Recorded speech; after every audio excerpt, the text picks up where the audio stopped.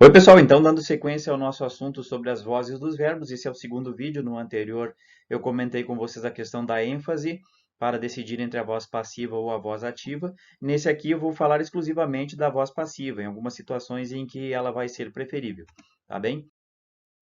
Então eu já tinha comentado com vocês, né, que a voz passiva ela é utilizada quando eu quero dar ênfase no que está sendo feito. Lembre-se sempre disso.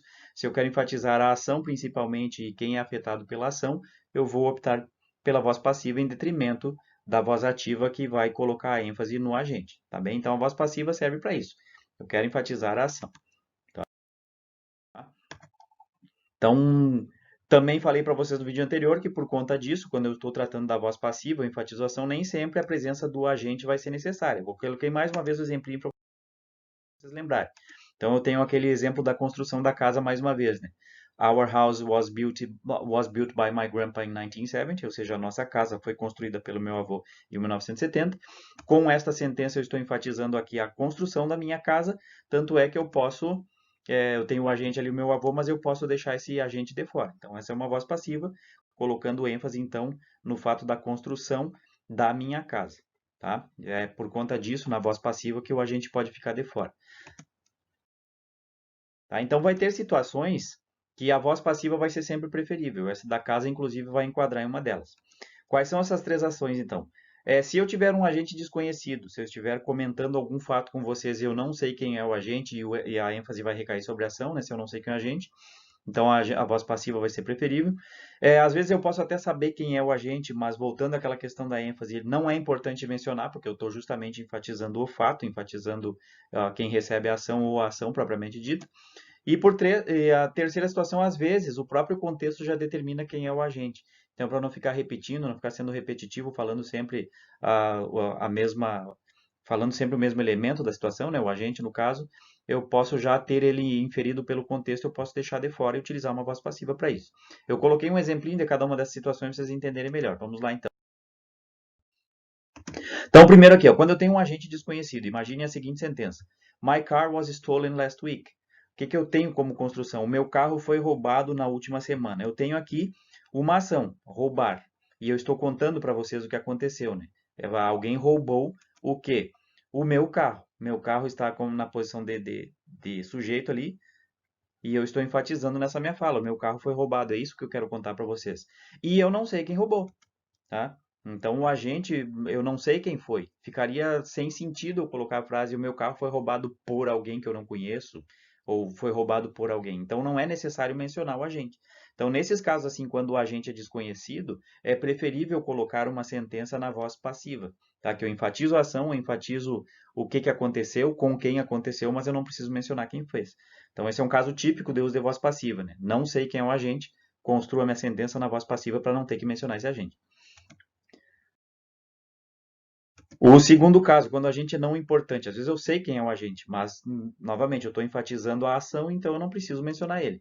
Exemplo aqui, ó. A library is being built in my school. Uma biblioteca está sendo construída na minha escola. Esse é o fato, tá? Então eu tenho aqui a ação construir, que é o que eu estou contando para vocês, estão construindo. O que estão construindo? Estão construindo uma biblioteca. Então eu estou enfatizando a ação. Embora eu saiba que quem constrói são construtores, né? Não é importante eu mencionar nessa sentença. Não precisaria dizer a library is being built by constructors ou uma biblioteca está sendo construída pelos pedreiros na minha escola. Então é óbvio que são os pedreiros que estão fazendo, né? Pessoas habilitadas para isso. Então eu não preciso mencionar esse agente. Não é que a profissão não tenha importância aqui, tá, gente? Não vamos confundir esse conceito de não importante. Eu não estou dizendo que a profissão do cara ou a ação que ele está fazendo é importante, mas na situação de discurso, no que eu quero expressar, não é necessário, não é importante mencionar quem faz, né? Uma construção é lógico que são as pessoas habilitadas a construírem, né? Assim, tem outros exemplos com outras situações aí que não precisa mencionar o profissional que faz aquela ação. Tá? Então, esse é o segundo caso. Não é necessário, não é importante mencionar o agente. Volta lá no vídeo anterior que eu falei para vocês, né? Quando eu quero enfatizar o fato. E aqui nesse discurso eu estou falando sobre a construção de uma biblioteca.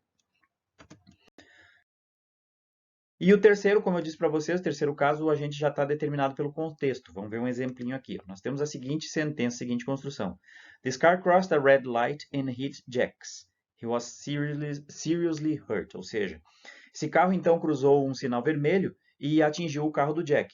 Ele foi seriamente ferido, gravemente ferido.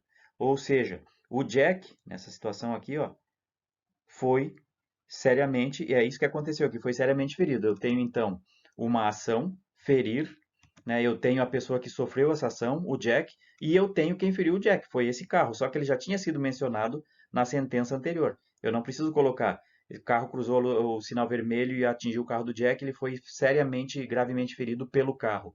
Porque eu já sei, né? Ele já está contextualizado aqui nesse meu discurso.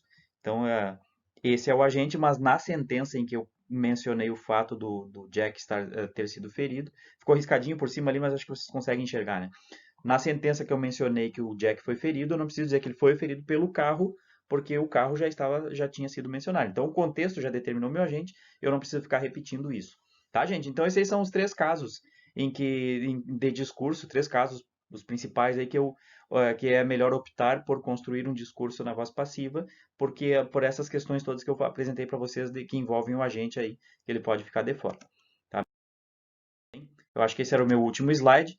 Então agora eu concluo esse vídeo aqui. O próximo vai ser ainda sobre voz passiva, mas aí são situações opostas a essas. São situações em que eu preciso incluir o agente mesmo construindo uma voz passiva. Então eu vou deixar de novo o link do vídeo aí para vocês assistirem. O próximo, a sequência, e a gente encerra essa parte com 3 vídeos. Tá ok? Então encerro por aqui esse. Tchau, tchau.